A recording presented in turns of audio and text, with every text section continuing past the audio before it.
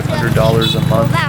Is that enough to raise 3 people? I'm Nam, 34, living in Hanoi, Vietnam, with my wife and our 5-year-old daughter. On $500 a month, this is how the 3 of us live. And today, I'll show you every single dollar. 6:30 in the morning, my daughter stands at the mirror brushing her teeth, the brush held a little crooked in her hand, swaying to some tune only she can hear. Her hair is still tangled from sleep, her green shirt creased on one side. Once she's done, I sit her down, take off her pajamas, and dress her for school. Button by button, smoothing her shirt, straightening the collar one last time before letting go. I do this every morning, so used to it now that my mind wanders while my hands work, but it's never once felt routine. Out on the balcony, the kumquat tree in its ceramic pot has bloomed a few more tiny white flowers, petals thin as paper that no one really stops to admire, but it keeps blooming anyway every morning, quietly part of this small apartment. The door closes behind us and the whole family steps out. That's how every new day begins. Simple, unremarkable, worth nothing to tell except that it repeats reliably. The hallway stretches out, motion sensor lights flicking on section by section as I walk through. The elevator takes us down, my daughter standing beside me, her hand gripping the hem of my shirt. Down in the garage, the familiar smell of exhaust, the sound of engines starting up all around in the enclosed space. These steps, I've walked them so many times I could tell you exactly how many stairs are left, which way to turn without looking. Out of the garage is my Hanoi. Tree-lined streets, morning sun still gentle, not yet harsh. My daughter sits in front, leaning back against me, her hastily braided pigtails swaying with every bump in the road. I drive, both hands steady on the handlebars, eyes on the traffic, weaving through the rush hour crowd. But I can still feel her right there, warm, small, safe, right in front of me. Every so often she tilts her head back, eyes squinting against the sun, looking straight into the camera mounted on the handlebar, then smiling behind her mask, saying nothing, just smiling. 15 minutes on the road, not long, but enough to feel like the day has truly begun. Our usual spot, every morning. The owner recognizes us by now, barely needs to ask what we're having. The price board hangs right on the wall, red letters, no secrets. 40,000 for a regular bowl, 50 for medium, 60 for the special with extra pork balls, sausage, and chaw. We order 2 bowls for 3 people, 1 special bowl for me, 1 regular bowl that my wife and daughter share, spoon for spoon, chopsticks reaching for the same piece of pork ball. The broth steams hot, a sprinkle of scallion, a squeeze of lime, a touch of chili sauce for the right kick.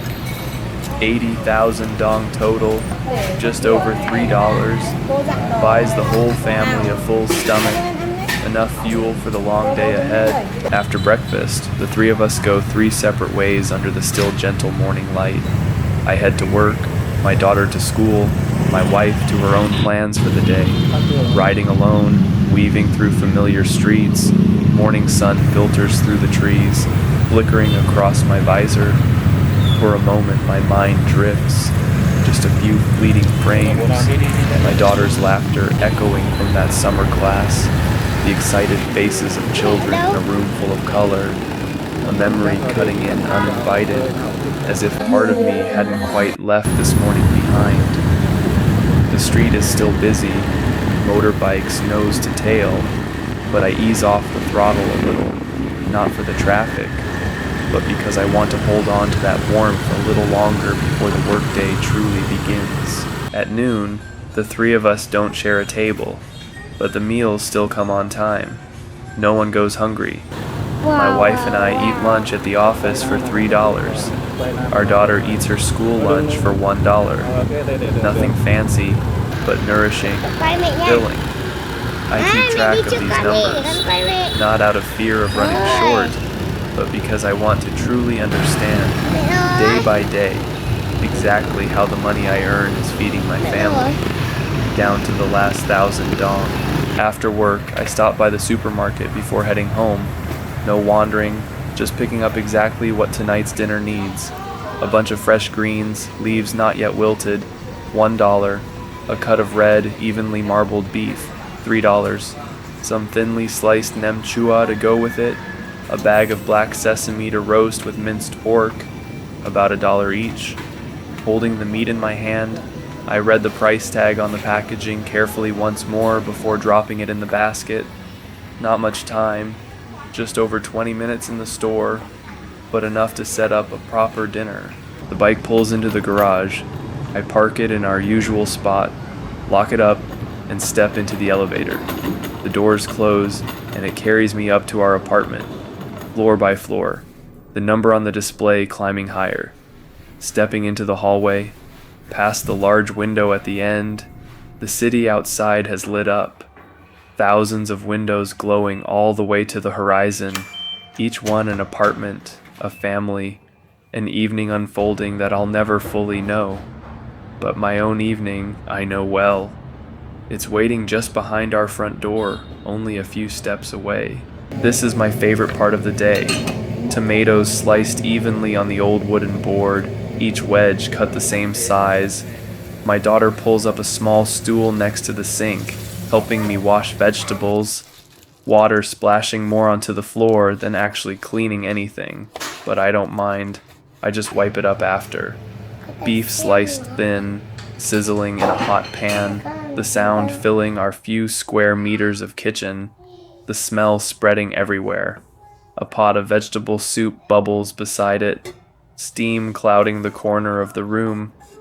Black sesame roasts in a dry pan, stirred until crisp, tossed with a bit of minced pork. Simple, cheap, and somehow makes the rice go down twice as easily.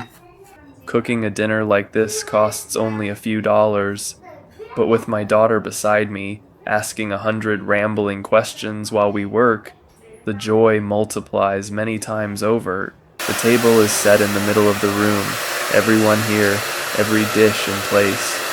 Vegetable soup, stir-fried beef, a plate of sliced nem chua, a bowl of fragrant black sesame.